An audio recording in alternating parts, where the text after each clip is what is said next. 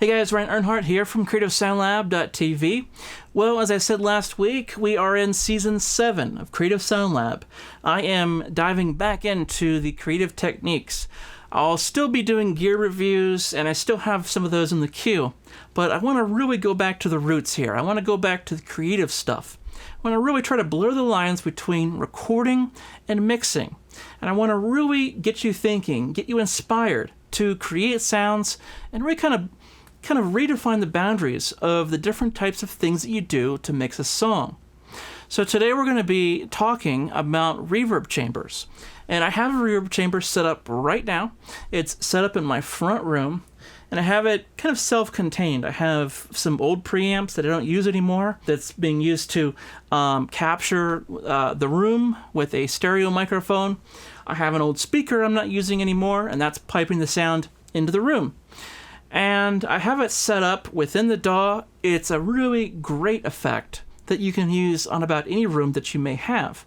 In your recording space, in your house, this could be a bathroom, this could be a garage. It doesn't actually have to have a big sound to it.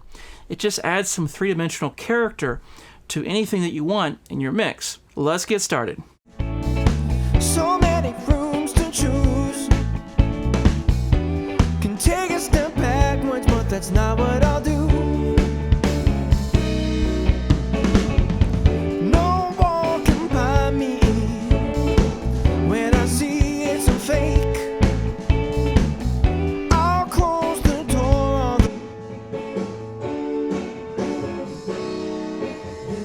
on the vision to stay deaf or to listen to a higher mind, a higher mind, a higher mind, a higher mind.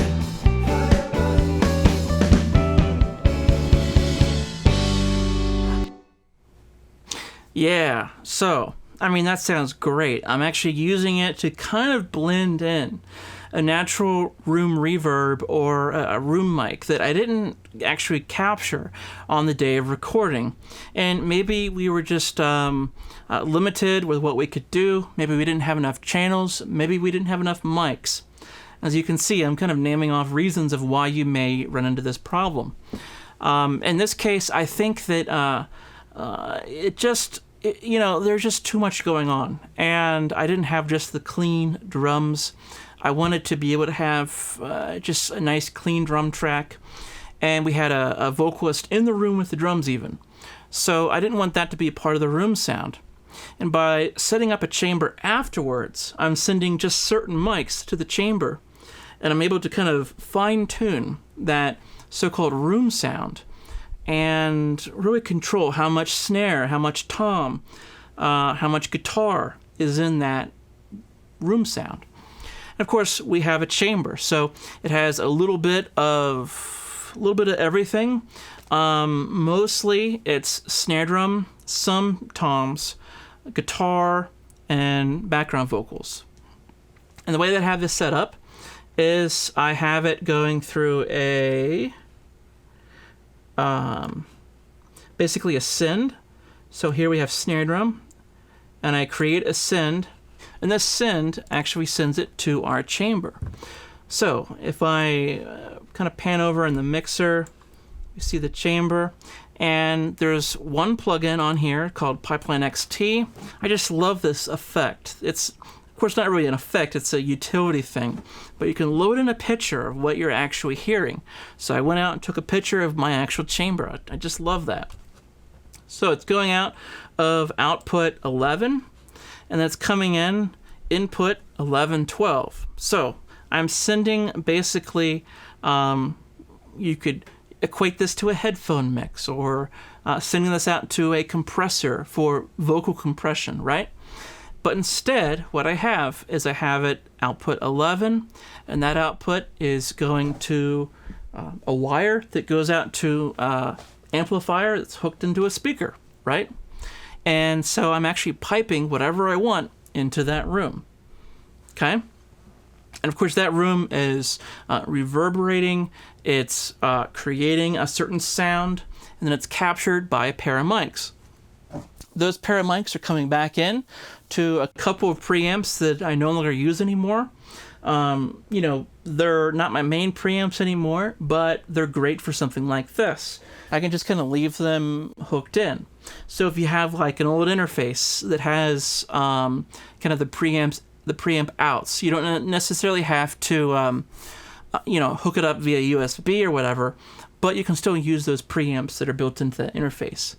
I have a old Mackie mixer, same kind of thing. I could use those built-in preamps. I don't have to hook it in via the old Firewire ports on the Mackie mixer, but I could use that old interface, that old piece of gear, and use it for its preamps, use the preamp outs on it, and go into my current digital inputs. So here I'm using old gear, right? I'm using old preamps to power and to collect sound from that microphone in our chamber. And it's coming in via input 11 and 12. So digital input 11, 12. So here, we have the output level, and we have input level, and we have a mix wet and dry.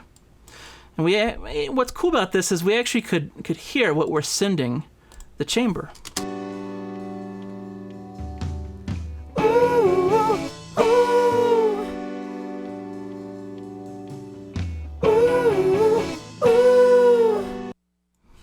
And then that was dry, here's wet.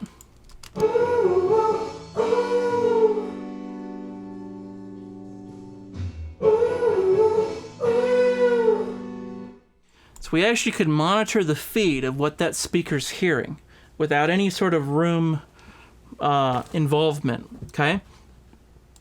Now, this isn't really useful unless you're like parallel compressing or something like that.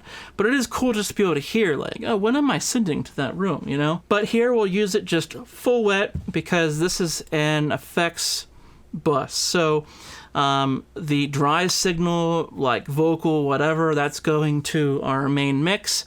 And this is coming in, and this whole knob is just wet sound, okay? It's 100% wet. So obviously you can, compress. You can have a lot of fun when you have it kind of in its own bus like this. EQ, compression are kind of the obvious things. A little bit of delay might be another. But what's really cool is that, this is a room, right? And so depending on the day, depending on what's going on, if it's cleaned, if somebody brings in a bunch of drum cases, this room is going to change a little bit. Now, that may sound like kind of a nightmare where you're trying to have recallability and such, but I see that as kind of an opportunity.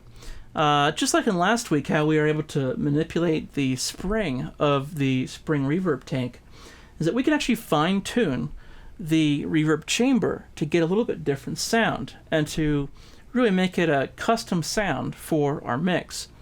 So instead of adding EQ, and adding in whatever we need right here, and we could say add in some of this or that, we could just go and move my barrier around. We can add carpet, we can add absorption, we can actually fine-tune the effect. We can walk into our effect and actually hear, react to what we're hearing, and make modifications, come back in and see what we did.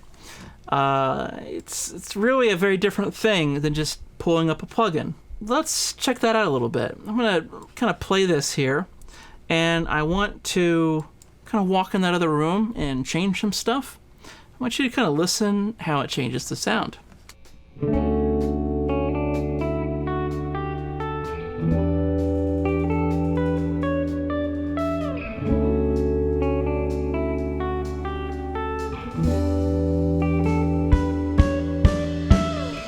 I'm seeking hope.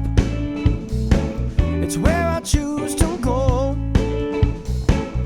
When the world around me has been nothing but scars.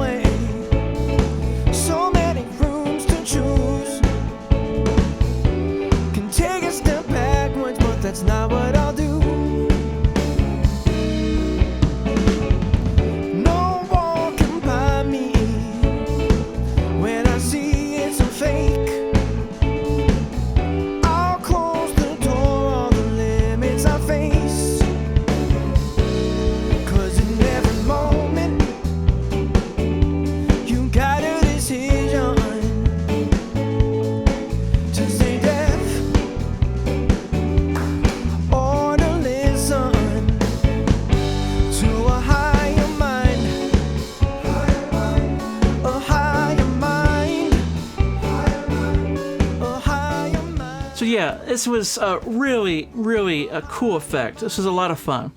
If you want an IR of this effect, I'll be giving it out to all my email subscribers, so if you're already on my list, you should have it in your inbox already. But if you'd like to get in on the action and get the IR for free, you can join my email list by following the link in the upper right of your screen.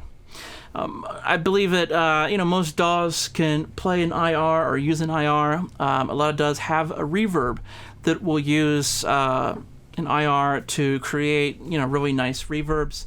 Obviously, it's not exactly the same as being here. It's a piece of code, but hey, it's probably the closest thing that I can get you to having a piece of what we created today. So if you want that IR, you can follow the link in the upper right of your screen. So I'd love to know what you think of this episode today. Have you tried this? I want to know if you've tried building a reverb chamber.